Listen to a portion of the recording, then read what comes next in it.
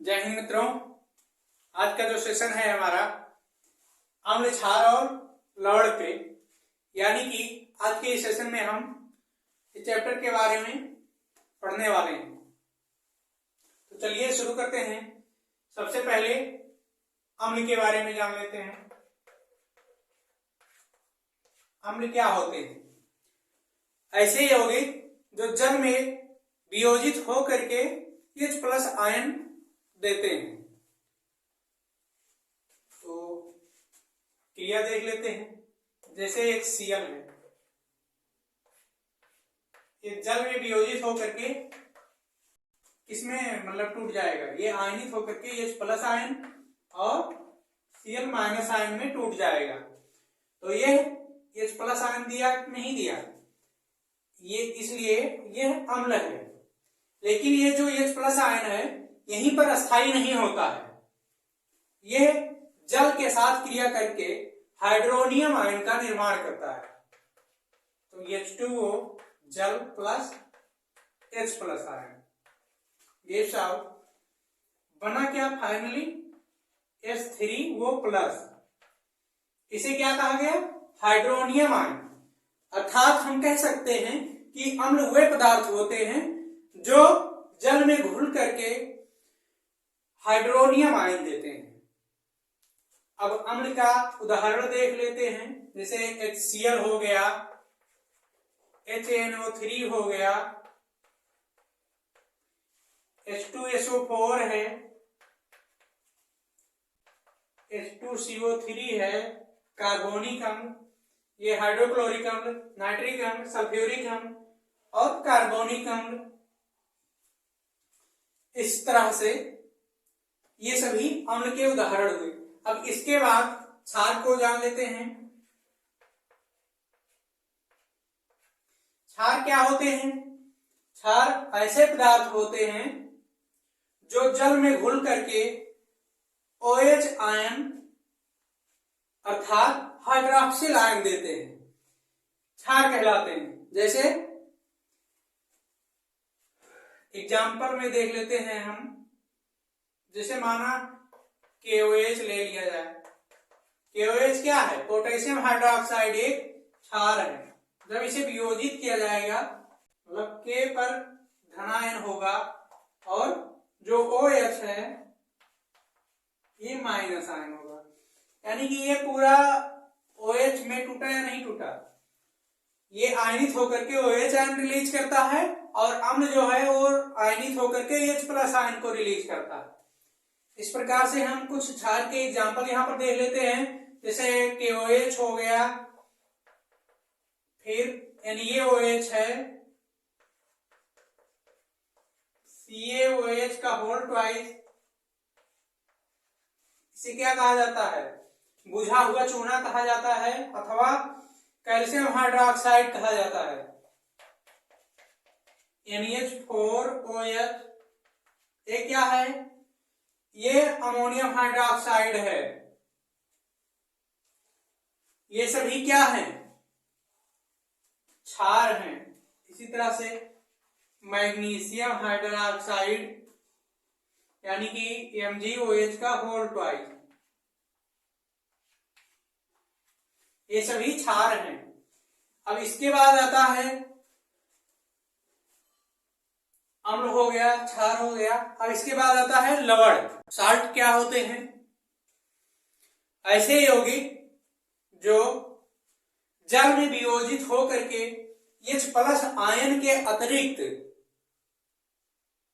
धनायन तथा hydroxyl ion OH ion के अतिरिक्त ऋण आयन देते हैं, लवण कहलाते हैं।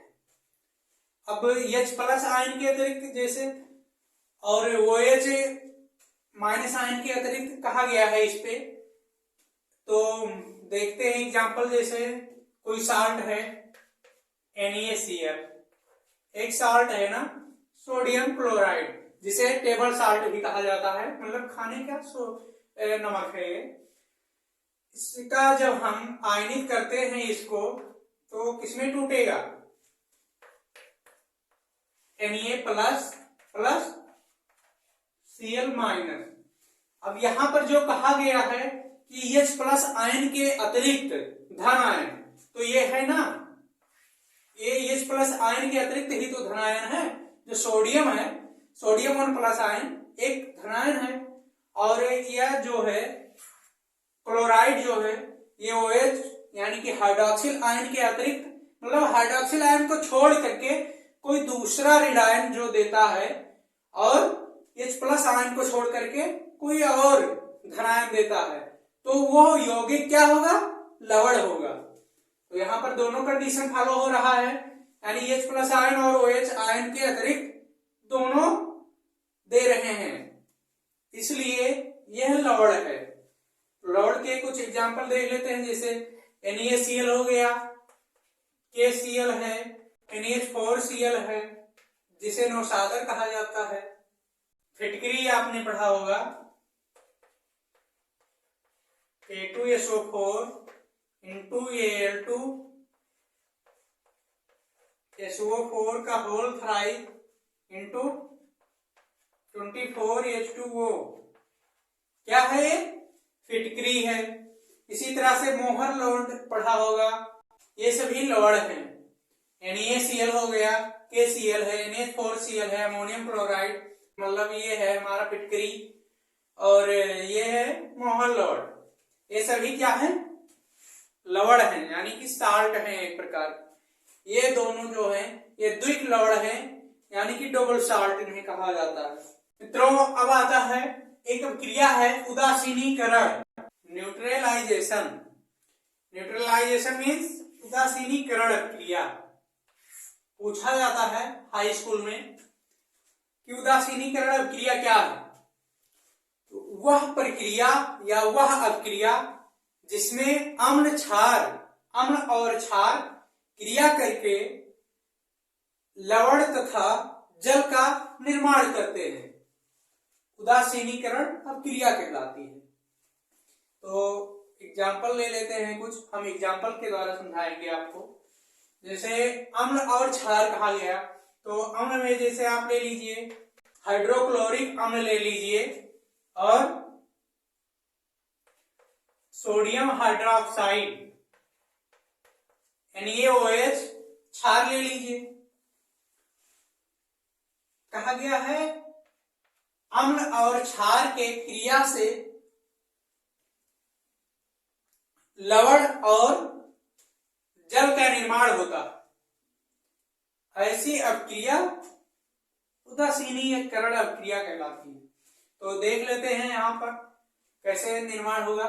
यहाँ जो HCl है इसका H अलग हो जाएगा, मतलब H ये इसका और इसका OH मिल करके जल का निर्माण करेंगे, और जो HCl का Cl है और हाइड्रोक्साइड का यानी सोडियम, यह दोनों मिल करके एक साल्ट NaCl का निर्माण करेंगे, जो कि टेबल साल्ट होगा। देखिए यहाँ पर NaCl हो गया, और ये जो H है इस OH से मिल करके H2O का निर्माण करेगा। तो इस अभिक्रिया के द्वारा हम कह सकते हैं कि अम्ल और क्षार परस्पर क्रिया करके लवण और जल का निर्माण करते हैं, ऐसी अभिक्रिया उदासीनीकरण अभिक्रिया कहलाती है। हमारा आता है इसके बाद पीएच पैमाना अथवा पीएच स्केल। पीएच पैमाना वह पैमाना है जो अम्ल तथा क्षारों के जलीय विलयन में हाइड्रोजन आयन के बारे में बताता है। यानी कि जो पीएच स्केल है यह अम्ल तथा क्षार के हाइड्रोजन आयन को व्यक्त करता है। हाइड्रोजन आयन मतलब कि इसमें कितने हाइड्रोजन आयन उपस्थित हैं। तो एक स्केल होता है इसका। मित्रों, जिस प्रकार से एक पटरी होता है 15 सेंटीमीटर का, उसी तरह से लगभग एक पैमाना है ये पीएच स्केल। इसमें 1 से लेकर के 14 तक अंक पाए जाते हैं, और इसका जो मध्य अंक है 7, उस 7 का मान उदासीन होगा और जो 7 से इधर होंगे, चाहे वो 6.5 हो या 6.8 हो, वो क्या होगा? अम्लीय होगा। और जब 7 से अधिक होगा, यानी कि 7.5 होगा या 7.2 होगा, तो वो कैसा होगा? क्षारीय होगा। यानी कि यह जो स्केल है, यह पीएच मान, यानी कि जो यौगिक हैं उनके बिहेवियर्स को बताता है कि कौन सा यौगिक अम्लीय है, कौन सा क्षारीय है और कौन सा उदासीन है। जैसे किसी यौगिक का अगर पीएच मान 3 आ गया तो वो कैसा होगा? अम्लीय होगा। और अगर किसी यौगिक का मान 7 आ गया तो वो उदासीन होगा।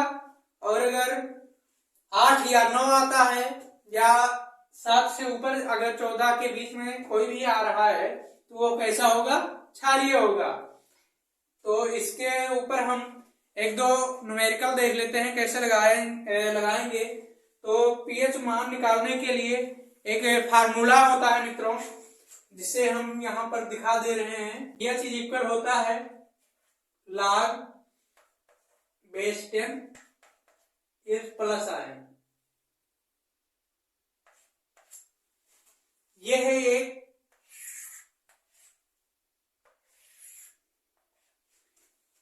फार्मूला है मित्रों। इसी फार्मूले पर हम पीएच मान का न्यूमेरिकल लगाएंगे। यहाँ पर एक न्यूमेरिकल है, इसके द्वारा हम पीएच मान निकालना बताएंगे आप लोगों को। न्यूमेरिकल है हमारा, एक विलयन में H प्लस आयनों की मात्रा 2 × 10⁻⁻8 मोल प्रति लीटर है। विलयन का पीएच मान तथा प्रकृति बताइए। जो लॉगरिथम का यूज होता है, उसे log का वैल्यू आपको दिया रहेगा न्यूमेरिकल में। जो हमें पीएच मान निकालना है, यहाँ पर लिखा ही है फार्मूला, हम इस फार्मूले पर रख देंगे।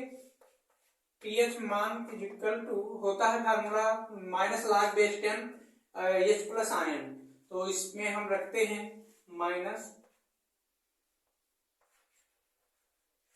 -log बेस 10 ब्रैकेट में H प्लस आयन बताना है। तो इसका दिया है 2 × 10⁻⁻8 -8 मोल प्रति लीटर है। लॉगरिथम का अंदर मल्टीप्लिकेशन हो जाएगा, यहाँ पर बनेगा log बेस 10 और 2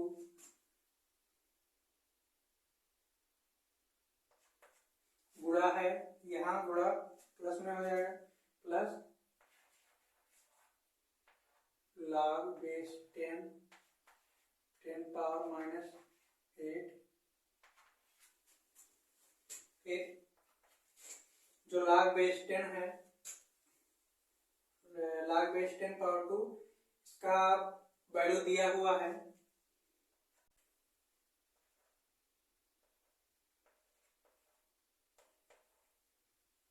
और ये -8, मतलब जो 8 है -8 है, इससे घट जाएगा। यहाँ पर माइनस कर लेते हैं हम,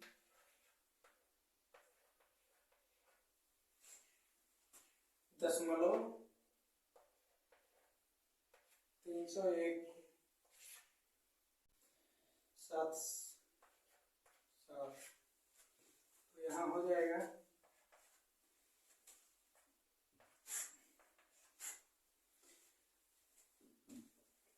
माइनस वाली संख्या से घटा है, तो ये बनेगा -7.69। ओवरऑल बनेगा माइनस माइनस प्लस 7.699। जो पीएच मान आया 7.699, जो कि पीएच स्केल में 7 पर अगर होता तो ये उदासीन होता, लेकिन 7 से अधिक है, तो ये विलयन का प्रकृति कैसे होगा? क्षारीय होगा।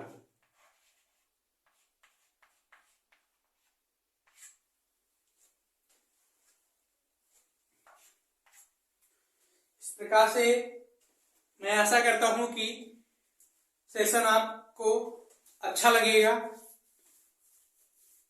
लाइक करना, कमेंट करना तो आपके मन की बात है।